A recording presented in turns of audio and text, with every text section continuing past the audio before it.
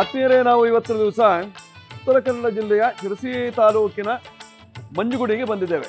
ತುಂಬ ವಿಶೇಷವಾದಂತಹ ಮಂಜಗುಣಿ ತಿಮ್ಮಪ್ಪನ ಸನ್ನಿಧಾನ.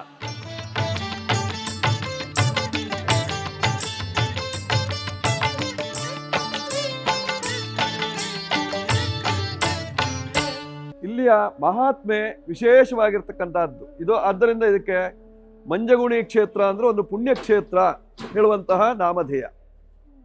ಈ ಮಂಜುಗುಣಿ ಕ್ಷೇತ್ರದ ಮಹಾತ್ಮೆ ಏನು, ತಿಮ್ಮಪ್ಪನ ವಾಸಸ್ಥಾನ ಯಾಕಾಯಿತು ಇಲ್ಲಿ,